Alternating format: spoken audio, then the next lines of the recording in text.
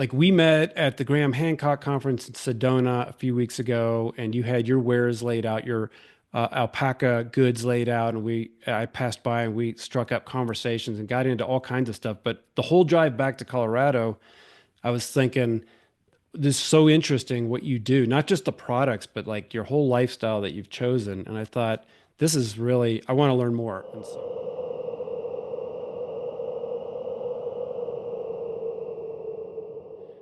I'm just glad that you were able, I appreciate you coming on and talking about this. But just to kind of backtrack a little bit, because you and I already know this, but we talked, I thought I'd do a quick intro for you and then you can add in, whatever I miss here, but just so listeners can understand where we're coming from. So I got this off your website in 2021. You and your husband Dave founded an off-grid 47-acre alpaca farm 15 miles down a dirt road in a remote corner of Arizona. Your farm operates sustainably, harvesting solar energy, collecting rainwater. As we were talking earlier, you don't even have a well, and you manage all your waste on site. You have a herd of 70 alpaca and 20 sheep. What else? What else would you like folks to know before we get into some of the specifics? I mean, that sounds pretty good. That's pretty much it in a nutshell. A little bit more of a backstory would just be that it complicates things. So I don't know if we need to go into it, but the pandemic came and I bought land and so did my husband. We were not together. So as a single woman, I renovated my camper and I moved to this 40-acre parcel by the Grand Canyon.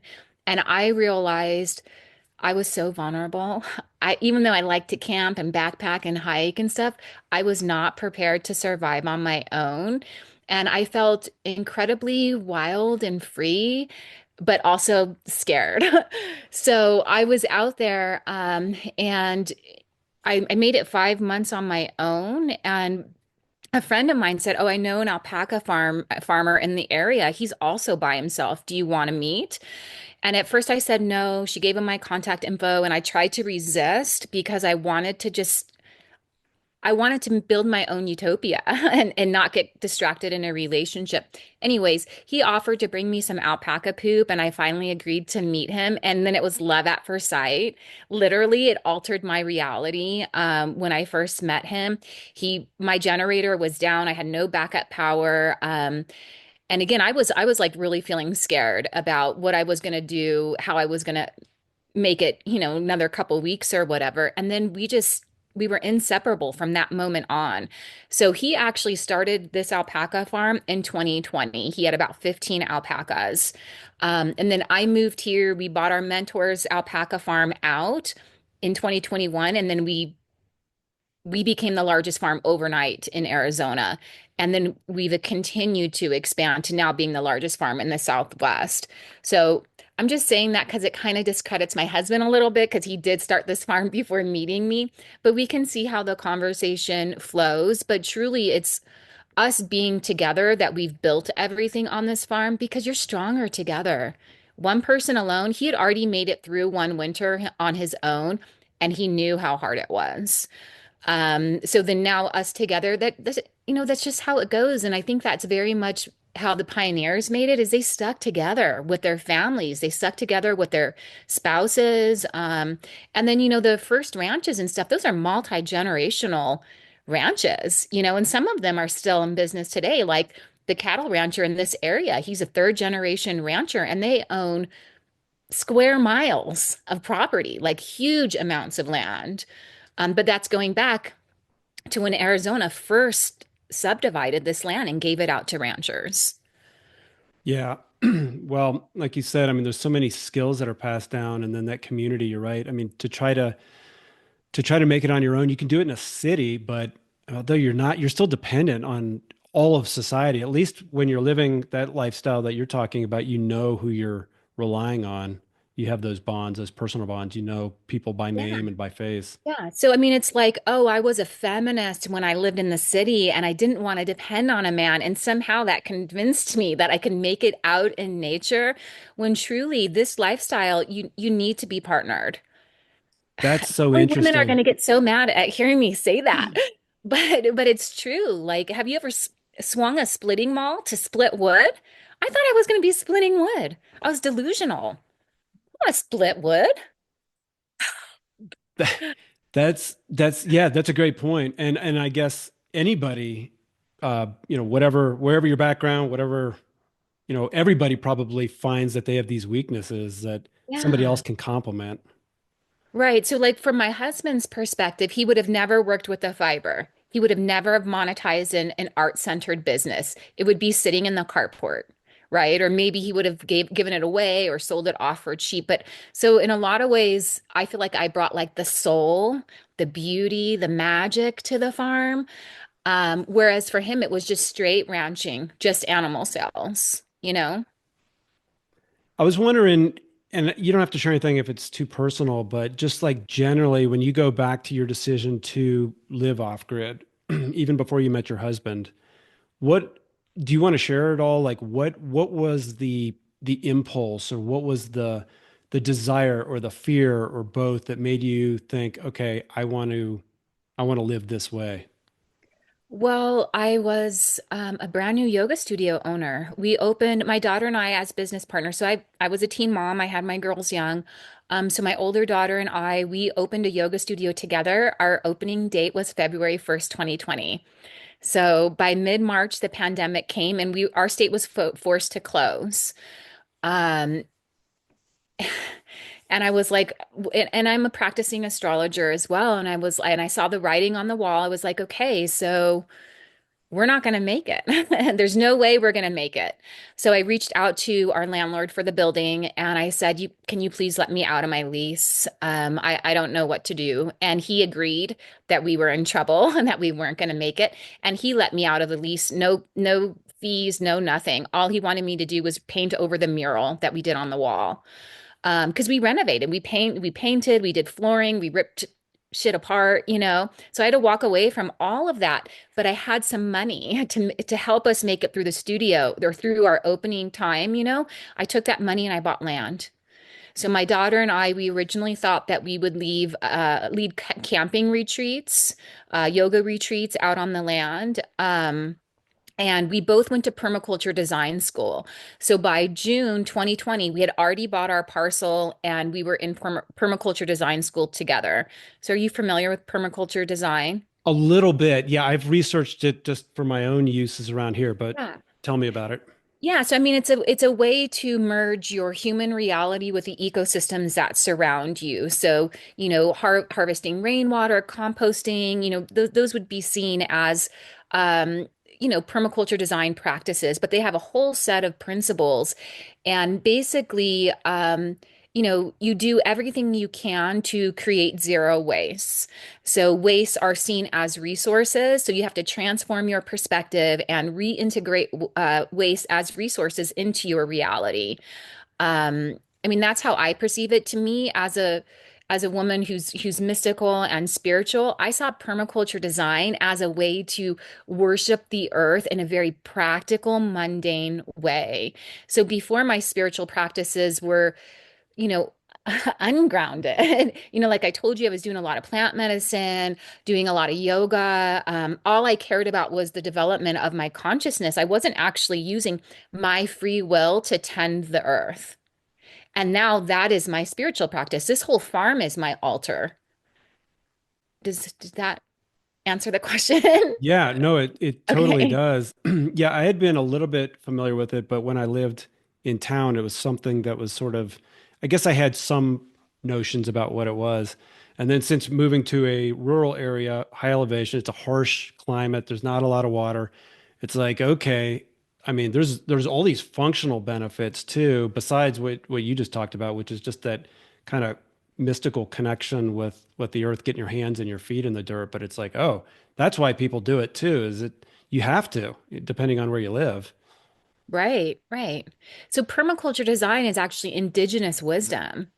I mean, if you look at the creator, people do say that he traveled to indigenous, populations and he learned what they were doing. So, like when the earliest European colonies came here, the indigenous people were actually practicing permaculture design. They were doing prescribed burns, they were stewarding the forest, and it was a garden. It wasn't just a wild space that had not been um, tamed or been cared for. So since we're on that topic, do you want to talk a little bit about, in a little bit more detail about what kind of permaculture you practice in your landscape, and describe what your landscape is, by the way, in northern Arizona? I looked Sure. at some pictures on your website, but maybe you can share some Yeah. additional details. So our landscape here, we're at about 6,000 feet elevation. We're in a rich juniper forest. So about we have 47 acres of land that we steward. This is Havasupai territory in northern Arizona. So we have about, I would say, 30 acres is dense juniper forest, and about the rest is prairie. So we are blessed to have grazing land as well as forest on our property. We have tons of wildlife, anything that you can imagine, from snakes to mountain lions, coyotes, groundhogs, butterflies, everything we get to experience here, and we get to experience it on a regular basis. I know before I moved off grid, I was always seeking out nature. I was always seeking out experiences with wildlife or an animal encounter on a hike or a camping trip. And now it's just become a daily reality. Oh, So and how much antelope and elk are also very abundant. so how much water or rainfall or snowfall do you typically get? What's that look like? Sure. So annual rainfall for our region is 16 inches on average, with about 8 inches coming every monsoon season. So we've experienced extreme flooding on our property 2 years in a row, and then now we've had extreme drought for 2 years in a row. My first two winters off grid were extremely harsh. We had so much snow, and I can't remember right now. We do have a weather station, so we measure everything and keep logs, so we can kind of uh, observe and establish patterns to better know what to expect. In permaculture design, they say you need to observe your land for 1 full year so that you can see all 4 seasons and what they bring to you before doing any building. But we've experienced bigger patterns that one year wouldn't have ever even revealed it to you. So 2 years we had massive flooding. So our property kind of starts like this, and it comes down into a basin. So our swell, the flow of water, we have a seasonal stream that runs lengthwise through our property, and we have a pond that my husband dug with the tractor. Now, when he dug that pond, he actually hit a clay vein. So that's a little bit off topic in regards to the landscape, but that clay has become a very valuable resource because we've used it in building our earthen structures for the animals. So we had flooding our first year, millions and millions of gallons of water flowing through here like nothing I ever experienced before. Then the second year, massive flooding again. Our monsoon season, I believe Arizona in 2022 and no, 2021 and 2022, I believe we had record-breaking monsoon seasons. So our second year of flooding, we had already expanded the herd, and our alpacas were actually up to their knees in water. It was terrifying. So we had to set up some emergency structures and higher ground and make sure that we had a safe place to move the animals back and forth to. And we were scared. We breed animals. We were worried about our mamas losing their babies and stuff like that. Luckily, none of that happened and everybody was okay. But it definitely makes you feel so vulnerable when you're in floodwaters. And I mean, we couldn't even get to our doorstep here. We had to jump on the quad. We had to pull the quad up to the door and go from the quad inside. So, like I said, we had two huge monsoon seasons and then 2 years of snow. So then when the snow melted, spring, that'd be 2023, we had massive flooding in spring. We had two trucks because you always got to have a backup of every single tool and vehicle. So we had two trucks get stuck right outside our property line. And my husband had to, I think he pulled with a tractor, and I was giving it gas inside. And I think we had to put some things underneath the tires and stuff like that to get the vehicles out, but we couldn't leave. So there's basically, I think we went 10 days or 2 weeks or so where we were just, we couldn't leave. Wow. And That's since then, my husband's actually developed this well. He's done so, in permaculture, you also learn about earthworks and, working with moving earth to dig ditches and stuff like that so you can manage the flow of water. So he did that after the 2 years of flooding. He made a lot of adjustments to the pond and to the swell, and then they've never filled again. So we don't even know how well they're going to operate. So we're hoping that the rains come back this year. Now we monitor our surrounding landscape as well, right? We're not just learning from our 47 acres, we're learning from the entirety of the forest that surrounds us. So there's a huge mountain to the west. I call it the Grandmother Mountain, and we've tracked the water. So the water sheds off the mountain. So the our flooding doesn't come just from the rainfall here. It comes from water shedding this from the surrounding landscape. Starting with that mountain, it sheds down the mountain and it eventually ends up in what we call the dry lake now. That lake overflows and then the water travels 80 acres before it enters our parcel. So we would be at risk, I guess you could say, if somebody actually moved onto that land above us and stopped the flow of water before it hits our property. So we do hope to acquire more land if anybody decides to ever sell, because nobody lives out here. They're just people have bought the land as an investment, who knows how many years ago, but they never come out here. So hopefully someday they'll sell and we'll acquire those parcels that would impact the flow of water to our land. so you're thinking just like the settlers did years ago or any frontiers people. I mean, you really have to start local right next to you, and then you're thinking in sort of circles outwards and how the landscape and the wider environment and climate affects your day-to-day living. You really have to be aware of all of that. Um, as far as water use, so the water that flows to your property, the animals can drink that. How do you use that water for drinking and everything else you For need it for? drinking and washing. Yeah. So for the 2 years that we had good monsoons, we actually made it an entire year without having to haul water at all. So when we don't get a lot of rain, we have to haul water from a local well, which that also poses a risk. So we have to pay for that water. And when that well goes down, we have to find someplace else to get water. And water is a commodity in our country. It's not a right, right? So we made it a year without having to haul water at all. We had enough for our herd and us. So I think back then we probably had about 40 alpacas. Now, since then, we've had to haul water for the herd, but we continue to have enough water for us. So on our living shelter, this structure that I'm in right now, we have two 3,000-gallon tanks. So we have a double pitch roof. So we have a tank on each side. This side of the structure has a big carport, so we actually harvest more off of this side than the other side. But I think we have maybe 1,100 or 1,300 square feet of roof space. And then the way the math works with harvesting rainwater is off of 1 inch of rain per square foot of roof space, you get about 0.61 gallons of rainwater.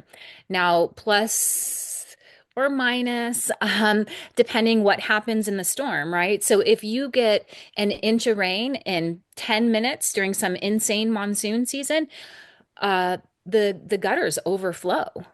So you're going to have some loss.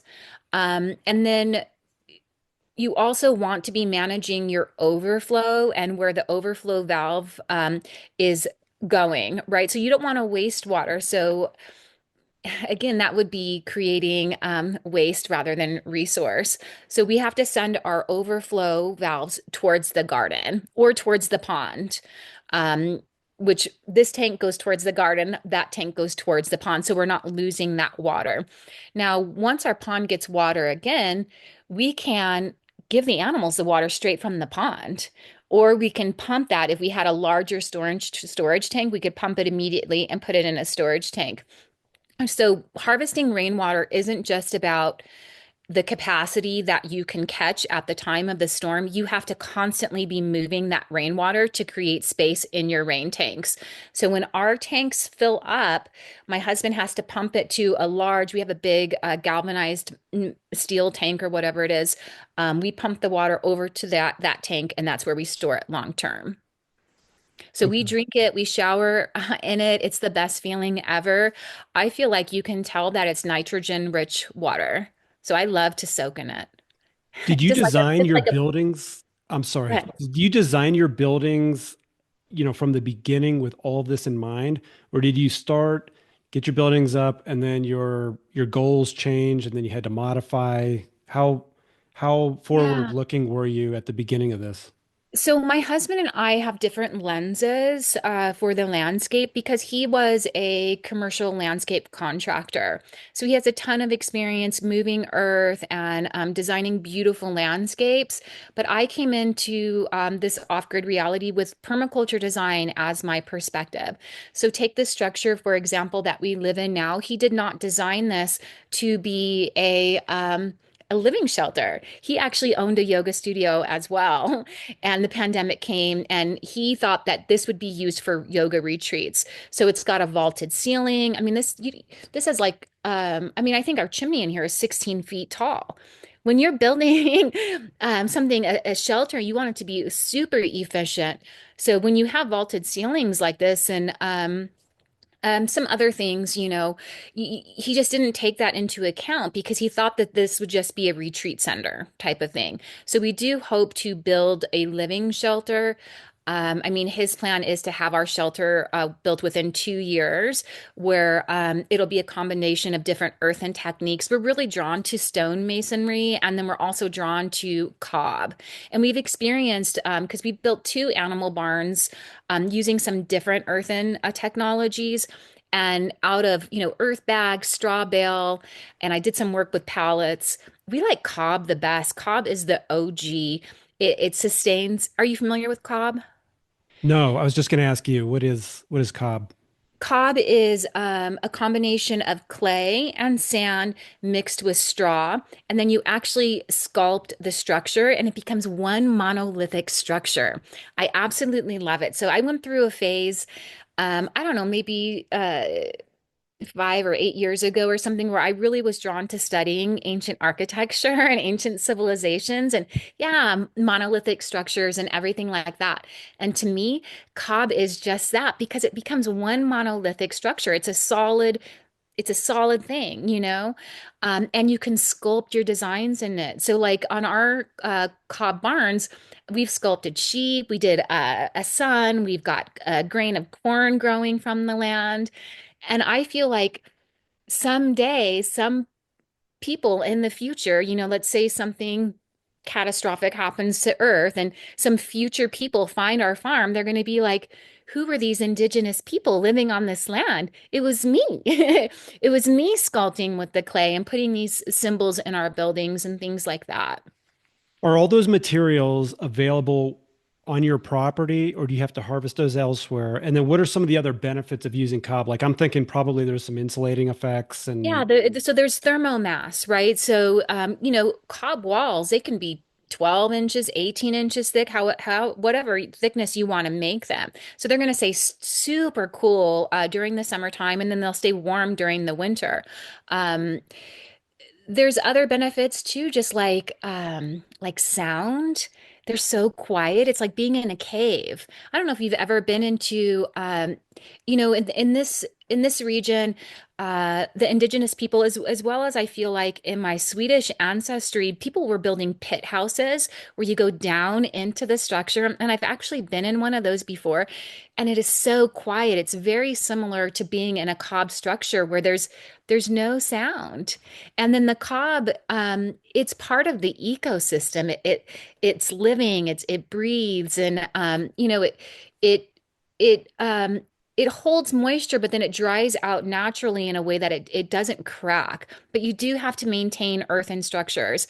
That's the thing, and that's probably why it's not practiced anymore, is because you have to regularly apply plaster and maintain them. Um, And then you asked if we harvest the materials from the land. We harvest everything from the land except for the straw. And straw actually has gotten kind of expensive. I think we pay $13 a bale for straw, which is just like a waste product anyways, but yeah, we have to buy it. So that's the one product that we do buy. The clay, like I mentioned earlier, when my husband was digging the pond, he hit a clay vein. The clay in our region is, or the soil in our region is more clay-ish, but you can clearly see the difference from where he hit that clay vein compared to the regular soil. I mean, it's pure clay. And then the sand we get, so remember I told you the flow of water comes. And during the flooding, we had those 2 years in a row, massive amounts of sand came from somewhere. So we've harvested a lot of sand. So we have to go out there with a dump trailer and the tractor and get a bunch of loads of sand. And then when you're building these structures, you also have to sift the sand. So it's a long process, and that's my husband's struggle in the beginning is he's a builder. He's been building and doing most things himself, like additions and renovating and stuff since his 20s, and he's in his 50s now. So learning to move at a slower pace with natural building was definitely I don't know, a little bit of growth for him that he had to go through because you're not going to put a wall up in a day, right? You have to sift the sand, you have to get out all the pebbles. And if there's clay in there, then that's going to affect your clay sand ratio. So then you have to do some experimenting and figure out exactly what the sand clay ratio needs to be so it doesn't crack and it stays together. If you have too much clay, it's going to crack. So the straw acts like a binder holding it together. How much of this did you know at the outset when you were looking at the property? Because it sounds like the way you're describing this, you have some really important elements or characteristics of your property. Like I don't have running water on my property. I wish I did. I have a well and it would be great to have running water. But how much of this were you able to size up and your husband were able to look at and say, okay, we have water, we have sand, we have this kind of soil characterization, or did you just figure this out as you went?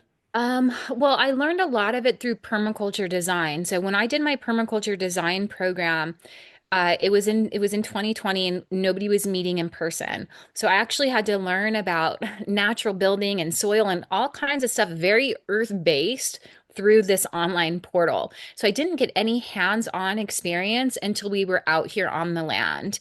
And it's a lot of exploration, right? So you call yourself an explorer. I mean, there's new discoveries and explorations around every single corner out here. So it was a lot of that.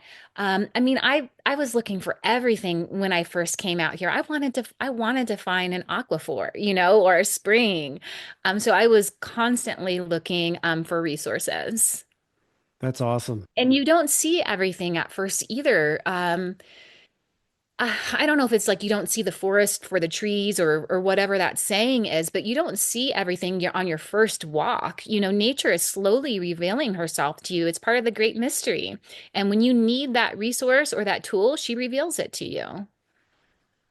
So is there any typical day in your life? I mean, I'm sure there's farm ranch chores and there's certain things that you have to do because you're off grid, but you also have a lot of different projects that you're working on. You're also always discovering Yeah. new ways and new features of your land.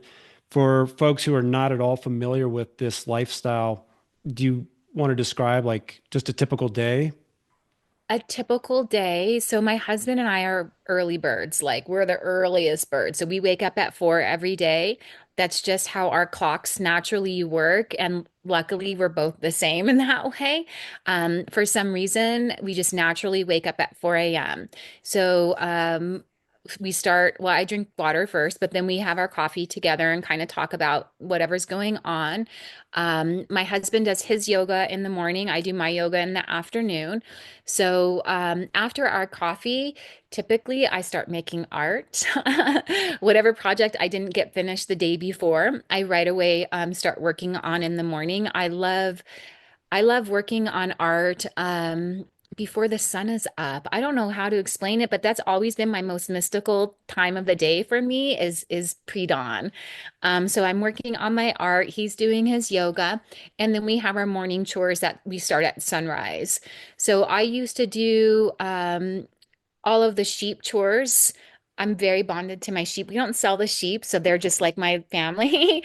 So I used to do all of the sheep chores and attend to the mama and babies. But since the art business has taken off and it's become lucrative and supportive for our farm, my husband has taken over all of the farm chores.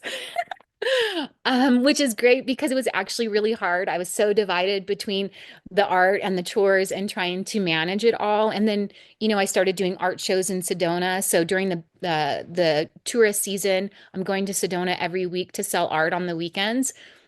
So he is now doing all of the farm chores, and I'm mainly focusing on art. And when I go out, I get to just love on the animals. I do actually miss doing the chores because um, there's something so special about farming and working with animals. And I feel like for me, I get to experience unconditional love with the animals. It's like having a baby or a child where it's just so pure and untainted. And that's what I get to experience with the animals, even just raking their poop and they're hanging out by my legs and stuff. I love the companionship and the relationship that I have with the animals. So after morning chores, Dave will have a project that he's working on, right? So there's always projects on the farm. He is never like, oh, I have a day off or something. That's doesn't exist. So like right now he's working on he's building a new fiber studio because I do all of the art in our living shelter, which is not good because fiber is really dirty, so we're always breathing in the dust and things like that. But we didn't expect when I first started learning from the fiber. Well, I guess let me rewind a second. Our intention was originally to send the fiber out to a mill to be processed. So we thought we would outsource it. And then after touring a mill and doing a ton of research, it didn't feel good in my soul as a permaculture designer because remember, the main thing with permaculture design is zero waste.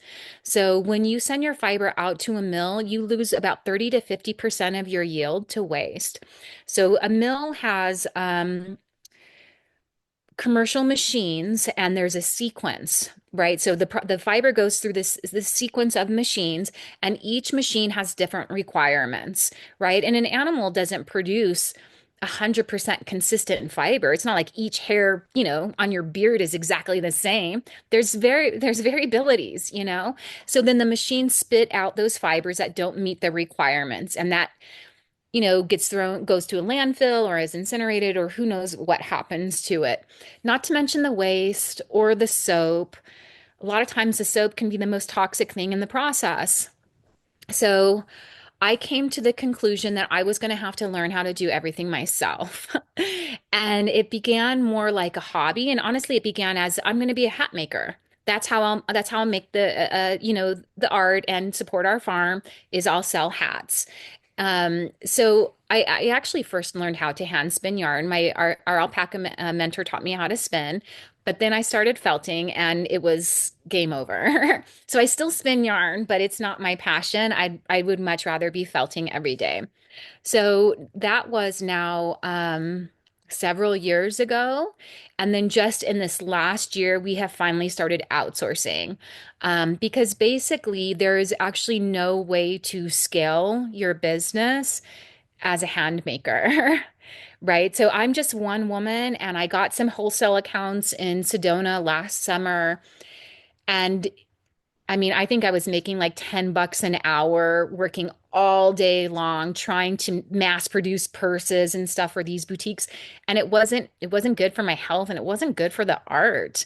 So it was like, okay, so we have our fiber here that I will continue to focus on, and then we'll outsource some things to kind of meet the consumer where they're at. Because honestly, the consumer wants alpaca socks, right? I'm not, I'm not here spinning fine yarn to knit an alpaca sock for somebody to pay $30 for them. that it's not possible. So we do outsource some stuff now for commercially made products, just like this tank top I had made in Peru. Um, let's see, where was I going with this? Oh, so after learning how to do everything myself, I finally felt comfortable outsourcing. Um, I was telling you about our chores. I totally lost track. No, that's okay. That's okay. Um, Um, we can so you can either continue with that or just finish up your day, and then I want to jump into all this alpaca stuff because this is really cool. Okay. So Dave starts his projects after morning chores. He's either building something or maintaining something. And that's a big part of our reality out here is that every system has to be maintained. So troubleshooting why our solar isn't charging, or something's happening with a gutter for rainwater, or an animal is perhaps sick, right, and acting off, or maybe fencing is down, or maybe one of the rancher's cows got into our property over the perimeter fence and is trying to eat our grass. So there's never a day where something doesn't happen for him. After he does his projects during the day, then it's time to do water. So we didn't have running water on our farm. I mean, literally, it was almost 3 years. We didn't even have running water in our shelter. So we had to carry water for every single need. And I would say that that was probably the biggest change for me, not to mention the isolation that comes without seeing other humans, but just having to carry water and be responsible for your water is a really big deal. And water is heavy. Right? It's not light. So we learned that it's actually easier to carry two buckets half full with each arm than one bucket really full and be walking all weird. So when it comes to watering the animals, we have a water trailer that can be pulled with one of the trucks or the tractor, and then a big long fire hose. And we use that fire hose also for pumping water as well from tank to tank. So he'll go around and do all of the water. He'll do the poop, and then it's time for afternoon feeding. And then it'll be 7 o'clock and time for bed because we go to bed at 7 because we wake up at 4.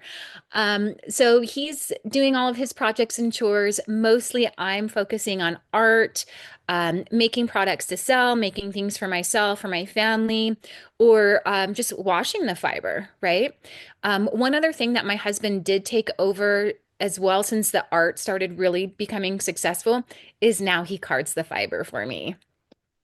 So that's like a dream come true. I'm sure if other fiber artists see this to know that your husband cards all your fiber is a really big deal. So carding fiber is when it's kind of like when you brush your hair and all of the hair goes in one direction. It's a lengthy, tedious project or process. So just for me to be able to make something, that fiber has to be carded first. So maybe it would take me 2 hours to card the fiber. Now I just get to go see what does Dave have ready for me? What colors does he have? What blends? And I get to just choose the fiber and it's ready to go. So he supports the art tremendously behind the scenes in that way. So you guys have really formulated a dance between the two of you just through this lifestyle. You figure out what you're each good at, what you're each interested in, and adjust. You were kind of starting at, if I heard you correctly, at a similar point where you're both moving into this off-grid lifestyle, or you're kind of right there. Before we get into the alpaca stuff, obviously you're really passionate about this and you're excited about it. And to anybody listening, they might think, well, that's a lot of work. I mean, but you love it clearly. How has it changed you? I mean, I think there's some obvious ways that anybody can think about, but is there anything unexpected or that you've reflected back on and thought, wow, I really am different than I used to be as a result of this? And then on the flip side, what is it you dislike the most about it? Or what is like the chore, the aspect of this that's like, if I could just get rid of that. Yeah, I mean, I've changed so much. I don't know how I would ever live back in civilization. It's weird just to sit on a toilet, right? So like I mentioned earlier, we compost our human waste. So basically, we go to the bathroom in a bucket and we take that bucket out to our humanure bin. Humanure is just what you call human waste when you're composting that to become fertile soil to grow food in the future. So we are truly one with nature because our wastes go out to the garden. It takes a year to compost, though, so you have to compost human waste for a year. So when we first started this journey and I really started working with the fiber, I would never leave the farm. I wouldn't leave for 2 or 3 months. I was just isolated on my island, making art all day long. It even infiltrated the dream world because I would be dreaming I was felting. So for me, going out into civilization, seeing a regular toilet, seeing water go down a mystical drain, you have no idea where it's going, that's the weirdest thing ever. I can't even imagine just turning on a water and not knowing where the water is going. That's a big change for me. And then also, I just feel weirder and weirder. Being in stores, seeing all of this trash for sale, because everything is trash. I mean, you go to the craft store to buy something you need for a craft or whatever, those two aisles by the checkout line, they're just trash. They're just seasonal items they're trying to get you to buy that will eventually end up in a landfill that will never break down. So in that way, like sometimes when I'm in stores, I feel like I'm an alien and I'm like the only person seeing that everything in this aisle is trash. And not to mention that things are actually built in such a way that they do fall apart. I mean, that is a strategy that manufacturers have. They don't build things to last. They build them for you to use them a few times and throw them away and then buy something else. So my whole perspective when I do have to go out into civilization to a store or something like that, I feel like I'm just the weirdest one there. I feel like I want to go squat outside and go to the bathroom and I would probably be arrested. But like that's the most natural way. And sometimes when I'm out in public places and there's no bathroom, I'm like, why how is this even like this is not even natural that there's no bathrooms, there's no nature, there's nothing. There's just all of these stores and trash all over the place. So those are some of the changes that I've gone through. And some of the other big changes is just not having a sense of community. As a yoga teacher and somebody who is always in the classroom or leading retreats, always in group settings, that was a big shift for me. And for the first year and a half or so, it was good. It was good to be isolated. It was good just to be Dave and I. That's my husband. Because we I mean, I guess you could say it's codependent or something, but we really learned how to be dependent on each other. So living out here like this, I mean, you have to be independent. You have to be able to troubleshoot and handle situations that you've never been in before. But at the same time, you have to be able to rely on your partner to show up, to be able to handle projects and the intensity as well. So for the first year and a half of us living out here, I mean, man, did we were so close. We learned so much. We grew so much together. But then after that, I really started missing community. I started getting more and more emotional, feeling more and more isolated.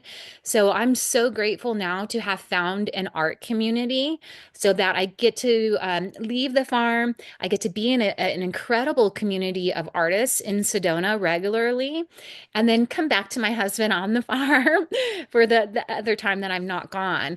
So that's been some of my biggest changes. Now, some things that on the farm here, I mean, as far as what I don't like, it's hard. It's hard, and I would be lying if I didn't say that there are times that we've thought about throwing in the towel. Like we actually negotiated to buy an on-grid farm last year. Last year, my husband was diagnosed with arthritis in his hands. I'm gonna cry. Um, so I don't speak about it publicly.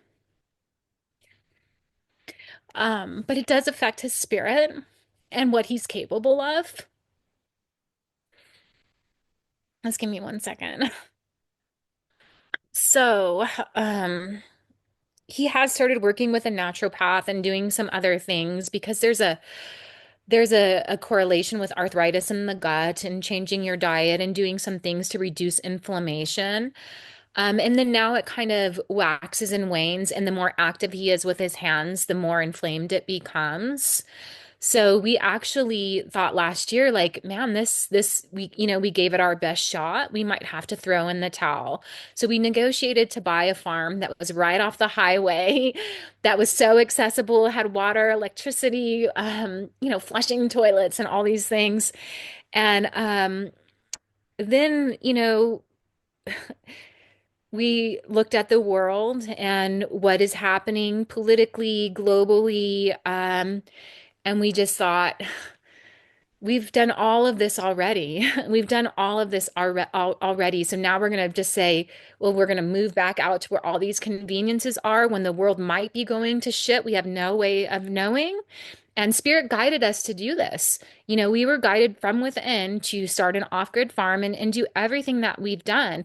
So maybe Spirit was preparing us for something that hasn't come yet, you know? Um, so we stuck it out and we're still here and we've decided that this is going to be our lives for the rest of our time on Earth. So it is hard. It wears on us. The arthritis affects my husband's spirit, his positivity, and things like that when it's painful for him. So he's learning to move at a slower rate, which means everything will manifest slower for us because he has to take more time. Yeah. You know, the perspectives that you have and the expectations that you have and the skills and the wisdom that you've developed.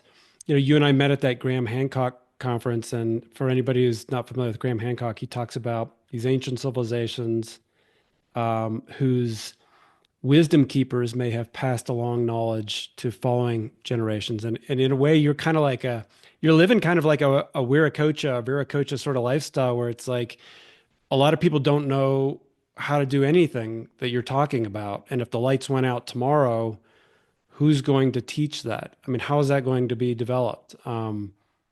It's just absent. So, I mean, you're living it really at kind of an extreme, and I mean, like a good way at that level, but even just like that general awareness of appreciating where the water comes from. And, the water doesn't just suddenly appear in the toilet when you go to town. It's like all this has to work together and true sustainability, meaning it's got to be like replicating or reproducing itself. It can't require more energy in than you're getting out. But that's just like an awareness that you have that's obviously pretty rare.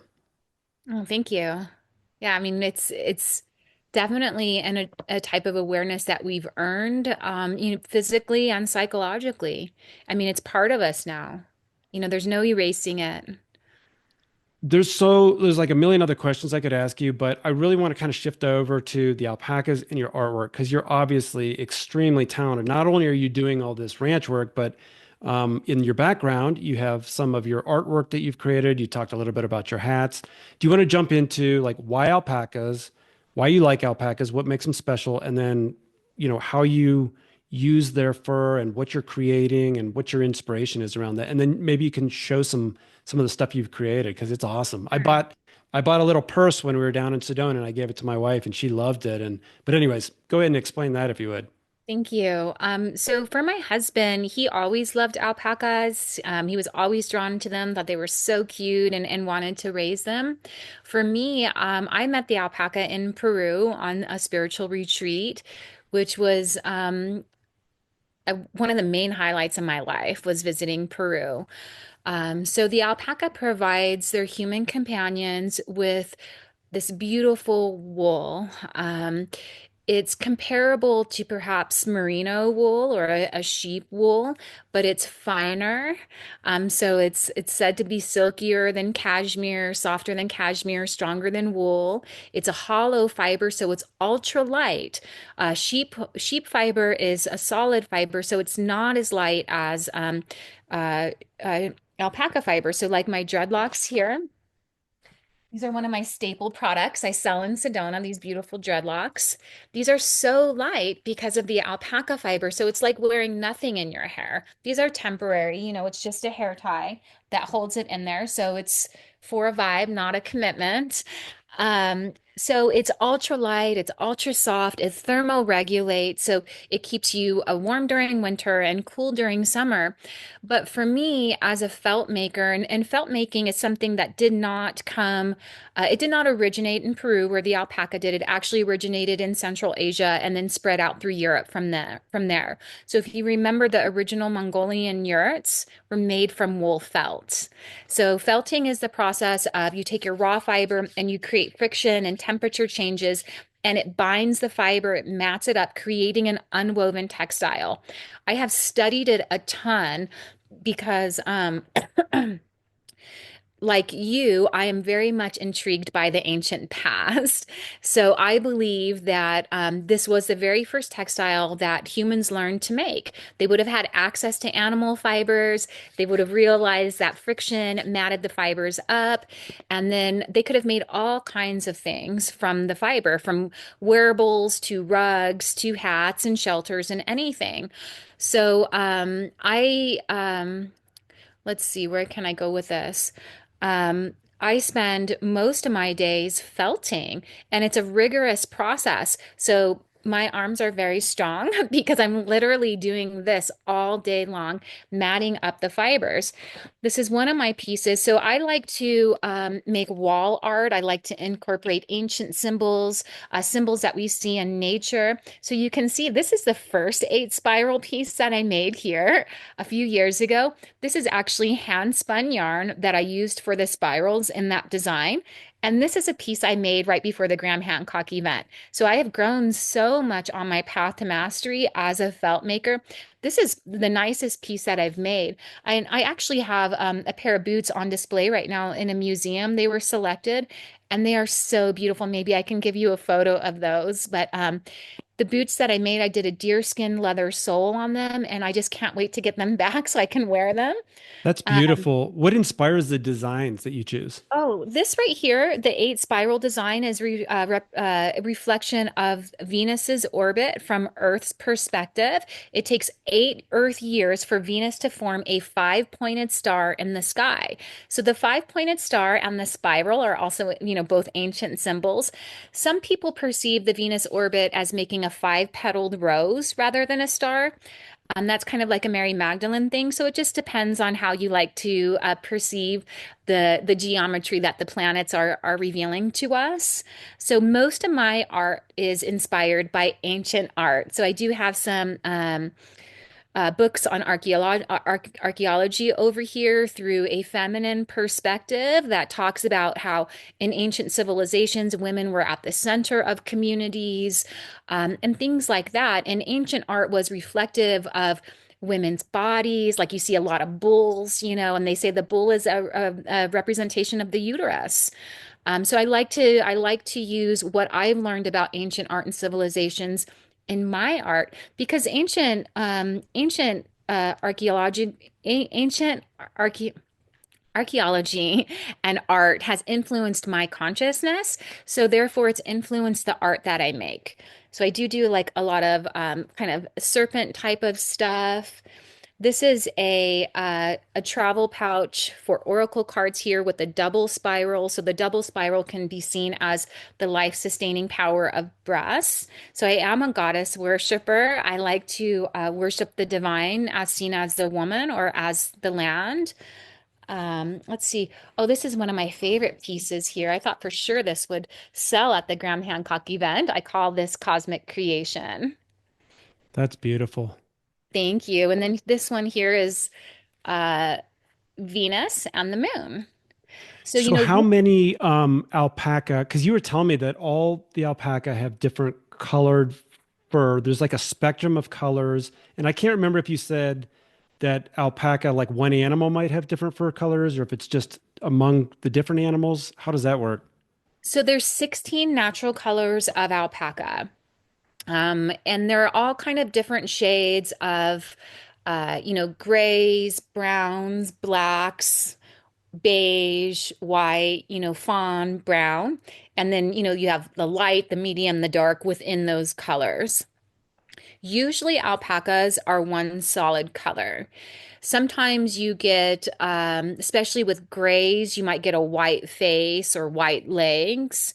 But you don't usually harvest that fiber for art. Oh, one of the things I didn't mention is that we use our waste fiber as a resource on our farm. So we don't throw any fiber out. It goes out to the garden as a mulch. So you can use fiber as either a surface mulch, so on top of the soil, it'll hold water, it'll insulate, it'll disperse that water slowly over time, which means you can water less, which is really important in our reality to be able to water less. And then you can also use it as a sheet mulch. If you're going to plant a garden, you can put fiber down first, then your soil, and then fiber on top of it. So the fiber, just like with the products that we make, it naturally breaks down and grows soil. It's not pollution, it's part of the ecosystem. The fiber also creates kind of, little tunnels and stuff like that for microlife and stuff to kind of feed on underneath the surface. Did you figure that out yourself, or did you already know that?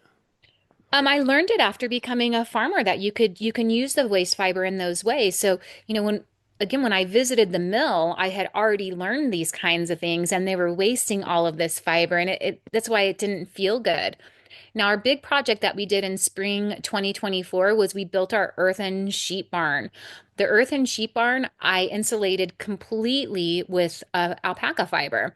So, we have over 70 alpacas and about 20 sheep. So we are, predominantly an alpaca farm.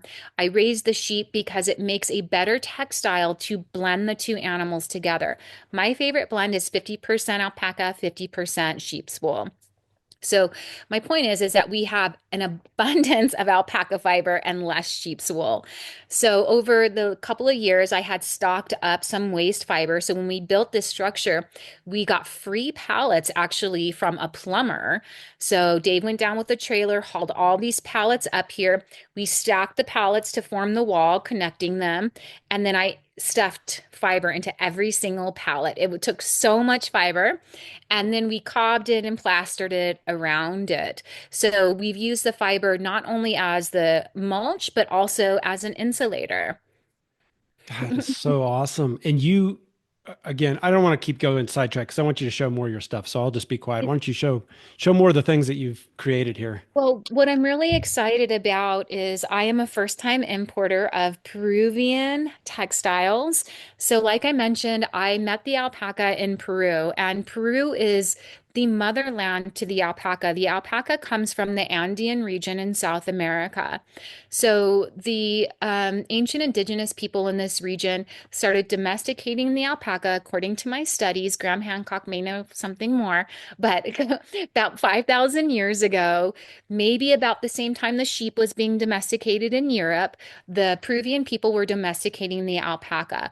The wild relative of the alpaca is the vicuna, right? The vicuna still lives in the wild in Peru. The alpacas are domesticated. They've never lived in the wild. So alpacas, as we know them, they're domesticated animals. They wouldn't survive without their human companions.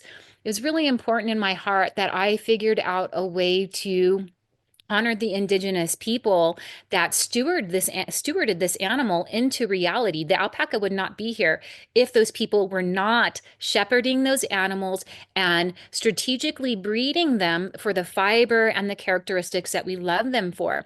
So, after actually hitting quite a few blocks in the US, trying to have natural clothing made, you know, the US is not a manufacturing type of country currently. Now, that might change. I don't know. But it's actually really hard on a commercial scale to get things made, even as a large farm. So I hit block after block, and I didn't know what to do when it came time for us to, like I said, scale up because I can't make everything by hand, right? So after hitting some blocks, and actually, this tank top I originally was having made in New York. And some things happened and it was feeling out of alignment. And I pulled the project and I was like, I'm going to see what it takes to actually work with Peruvian people. So I started doing research. I started having some Zoom calls with some people down there. And I found a group of women that focuses on employing women that are 50 and up. So older women that have traditional knitting skills. And this tank top came into reality. I have had nothing but the best experience working with these women. We communicate all day, every day on WhatsApp. I believe they are honest, they have integrity. And Peru is one of the knitting capitals in the world. This is what they do. A big part of their economy and culture revolves around the alpaca and their specialty cottons that they grow.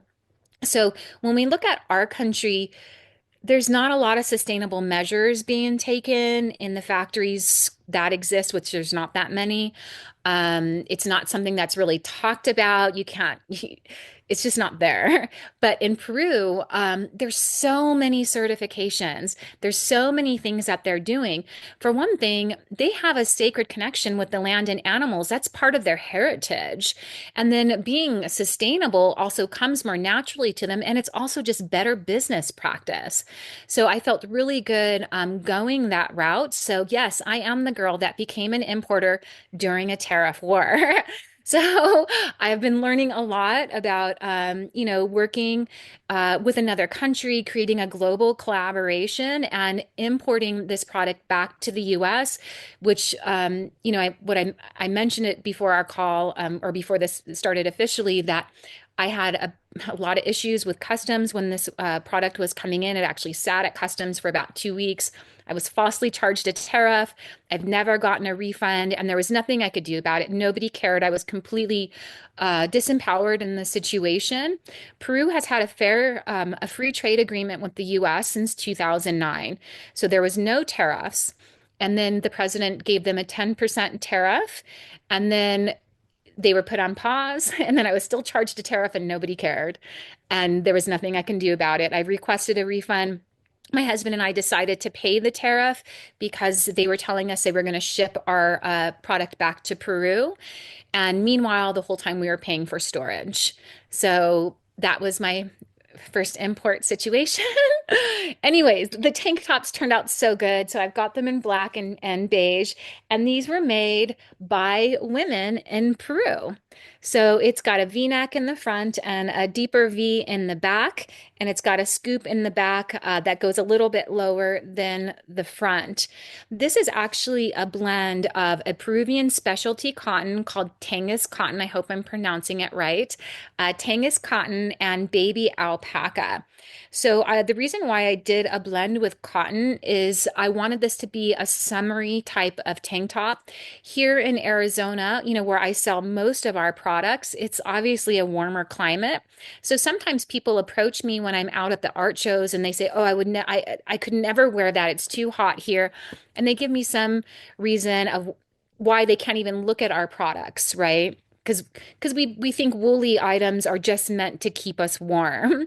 So I wanted to overcome that challenge in our region by creating something that is totally natural, totally of the earth, sustainably made by women, that the alpaca is indigenous to that region, that could serve this climate and area.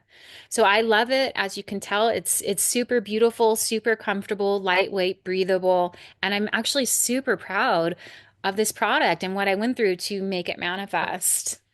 A lot of the synthetic stuff that people buy, I mean, there's all these reasons why alpaca is probably superior to that, but how does it hold up compared to the synthetic stuff? And how do you treat it or Yes. care for it?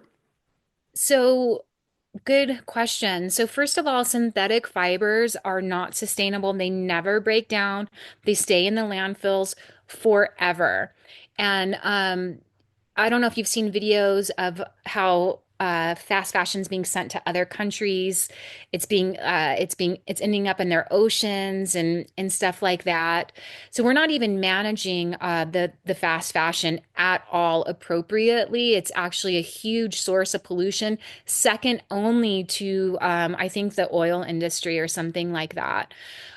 So fast fashion, synthetic fibers, they're not compatible with our bodies. So, we're part of nature. Our skin is permeable. It's not a solid barrier, so that's an illusion. So we're always absorbing what's on our bodies all the time. So kind of like how you think how the garden has mulch on top of it, clothing is like the mulch for our bodies. It's how we are filtering what's in our environment and what's coming through to our skin.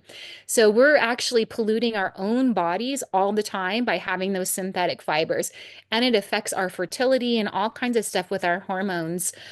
So alpaca is totally natural. It has a high frequency. The human body has a frequency of 100. Alpaca or wool has a frequency of 5,000. So naturally, it uplifts your spirit. It's good for your overall well-being.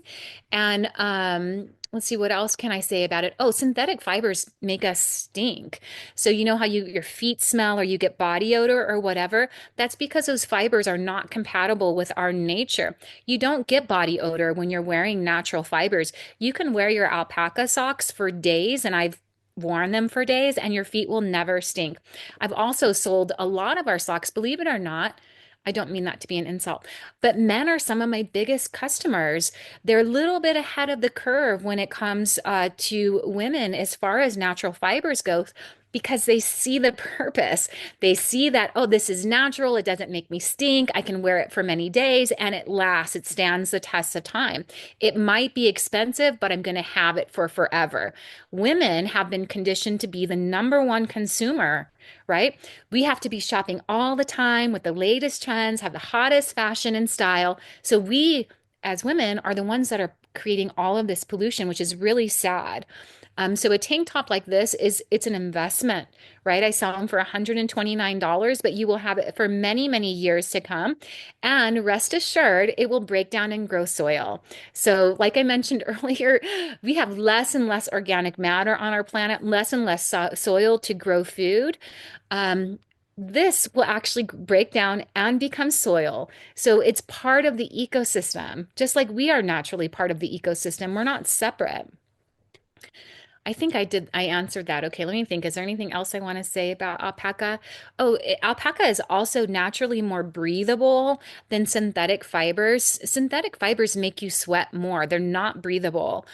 So like if your bedding is synthetic, you like your sheets, your blankets and stuff, which it probably is 100% polyester.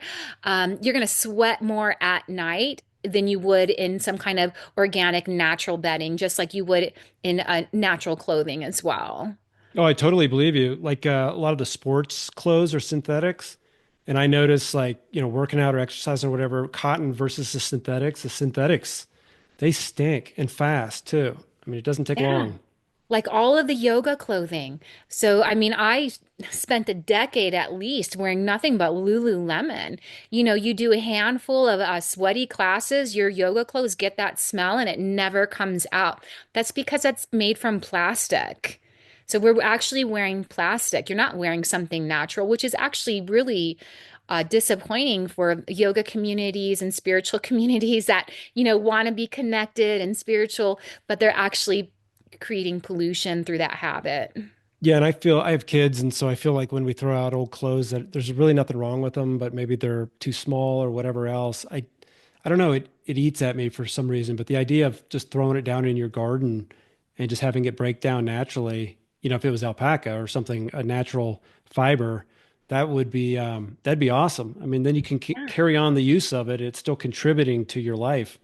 Right, it's so magical. I mean, that's creating a closed loop system, and that's something that we all need to be doing as humans is closing loops. So closing loops are when you take responsibility for your waste, right? You're not like, oh, I'm just going to throw this away and it goes out to the landfill. There's no throwing it away, right? It's just removed from your site. But if you can take responsibility for your waste and reintegrate it as a resource, you're creating a closed loop. And that's how Mother Earth works. She's one living, breathing organism. She takes responsibility for all of her waste. So one thing's dying and decaying away, it becomes life, it becomes nourishment for another organism. Right? That's what you're doing when you recycle, when you compost and things like that. You're closing loops. You're acting like Mama Gaia, planet Earth. Yeah, And that's that's how true. a farm operates. The more we close loops on our farm, we use the alpaca poop as the soil biomass in our garden. We reuse our wastewater a second time to water our fruit trees. We're acting like Mama Gaia. We're acting like planet Earth. So our farm starts to act like one living, breathing organism where everything is supporting something else. Nothing operates independently. That's so fascinating. And it's a lifestyle that truly contributes to like the true community too, because it's local. It has to be.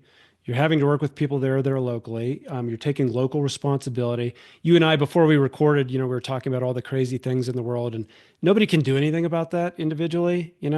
But it's like you can do something with your own life. You can live more responsibly. You can focus on the things that bring you your own value and happiness. And it sounds like that's exactly what you're doing. So sorry, a little bit of a tangent, but yeah, you answered all the questions that I were going through my mind and more. So thank you. Well, on that note, I just want to say this to anybody that's watching this is that it doesn't have to be as extreme as us, right? So you can start small, especially starting with your clothing. So more than 80% of what is in our closets is synthetic fiber. That is not a change that you can make overnight. You can do it over time, slowly waning down those synthetic fibers and increasing the natural fibers. Just give yourself grace and do it slowly. Take one step at a time. It doesn't have to happen overnight. Maybe just start with like your favorite sweater or your favorite Yeah, hat that you can wear yeah, over and over. yeah, absolutely. Do you want to share any more of your products or you have so much awesome art. I'm looking at those felts behind you, and the phrase that's going through my head is like, when you look at sacred architecture, I remember one architect calls it built myth. Well, that seems like woven myth back there because there's so much symbolism. Do you want to talk about any of that? I love that. So this is actually a water goddess. I was making this piece as Dave was installing our pump to pump rainwater into our house so we could have an indoor shower after almost 3 years of not having running water. It was my birthday month, so it was in February, and he was doing that for my big birthday present. Was he was giving me running water, and so I wanted to work with the water goddess and honor water during that process.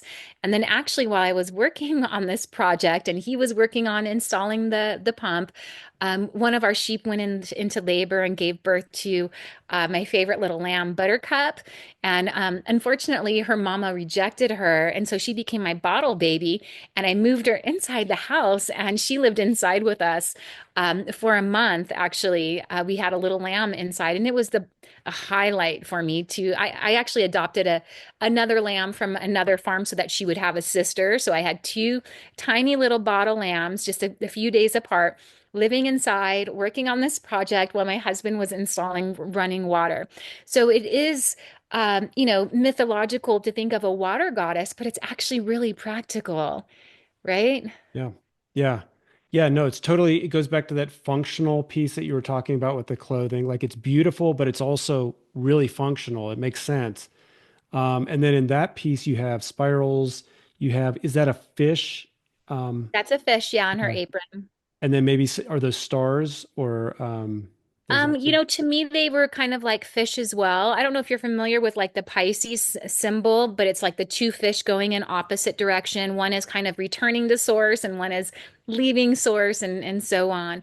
So they kind of are fish. And then the spirals, represent the flow of water.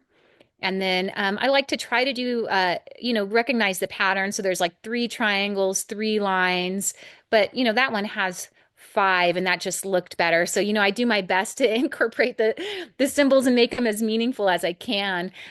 This one right here was inspired by a cremation vessel that had human remains in it that was found along man, I can't remember the river in the old Yugoslavia. I have Slavic and Swedish ancestry, and felt making is indigenous to both those regions. So there was a cremation urn that was shaped like a woman's body. So, the woman's body is a reflection of life and death as our bodies cycle monthly, right? So a lot of times I feel like ancient art, depending who's studying that art, it can reflect cycles of life and death, and then that can be reflected through the woman's body. So we've got spirals on her skirt there, and then we've got the double spiral on the breasts. But overall, you can see that that was a vase, and I just added what I wanted kind of around it to accentuate it. That's funny. As soon as you started talking, I was looking at that and thinking it looks like pottery work, like pottery designs. Yeah, it was literally a vase. Now the image that I have in the book that I have it does look a little bit different, because I'm working with a totally different modality, but it's was a vase shaped like a woman's body. That's so cool. Well, I don't know how much time you have. I don't want to go over, but one question I did want to ask is for folks who are well, first of all, I want you to share, or we can come back to this, where listeners can find your products because you have a beautiful website, you have YouTube videos. You were mentioning earlier that you're going to do some like instructional videos. So your website is a great resource as well as a way to actually purchase your products.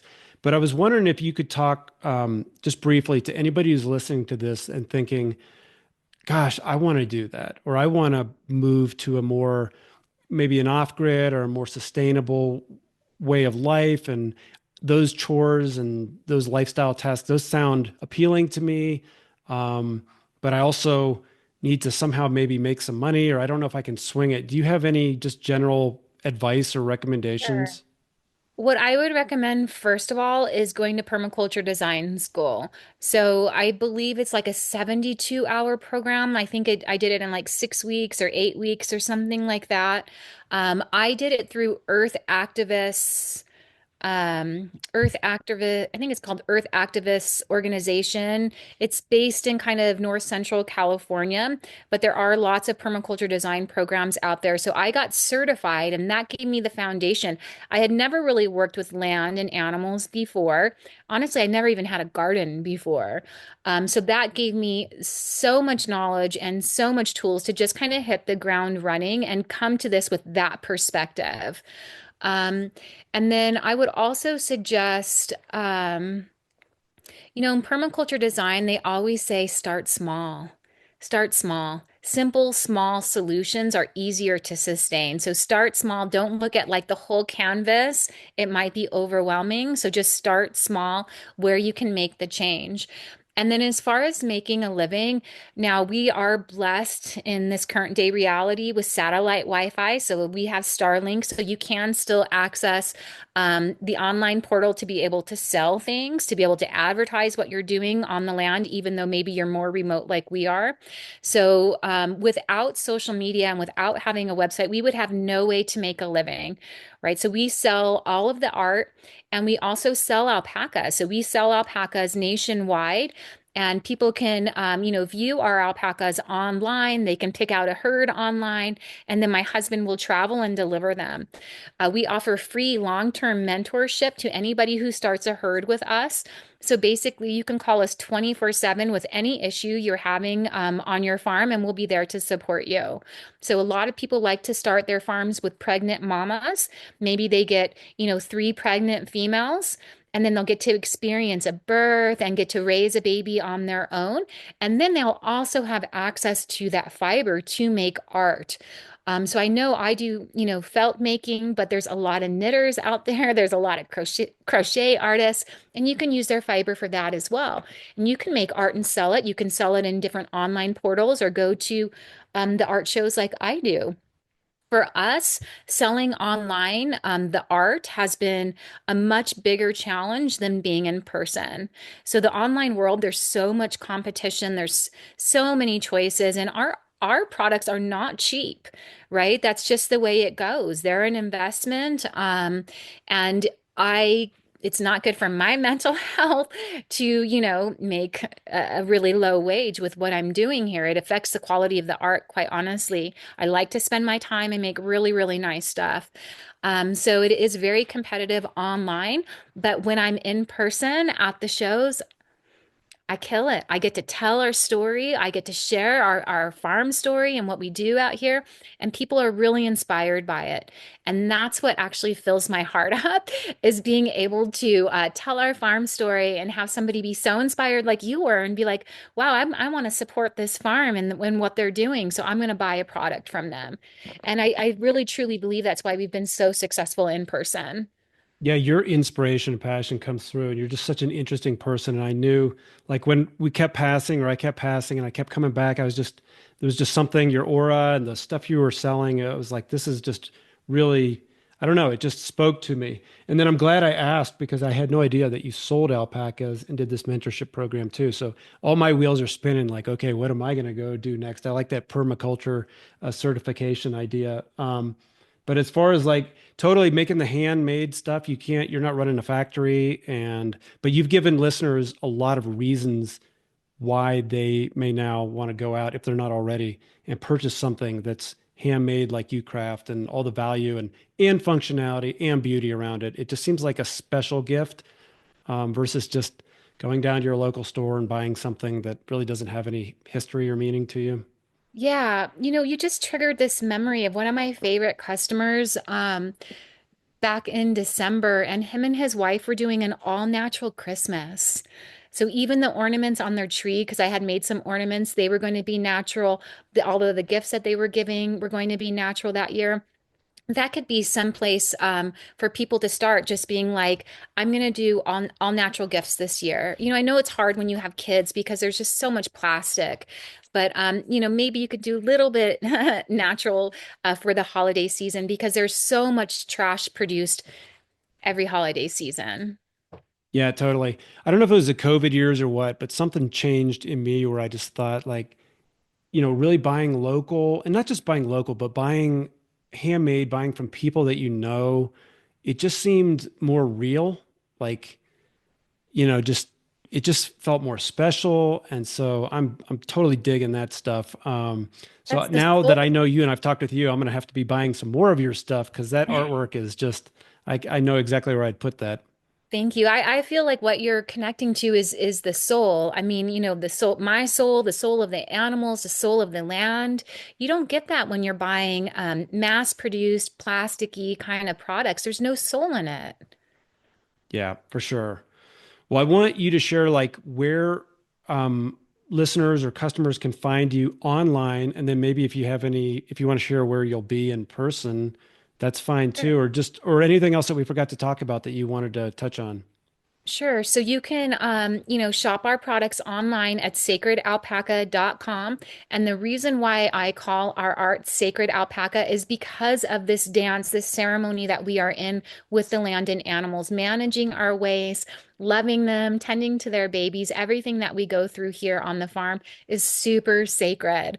Um, and then as far as alpacas go, we are a fully operating alpaca ranch, so we do sell alpacas nationwide, and you can view our herd at primaalpacas.com.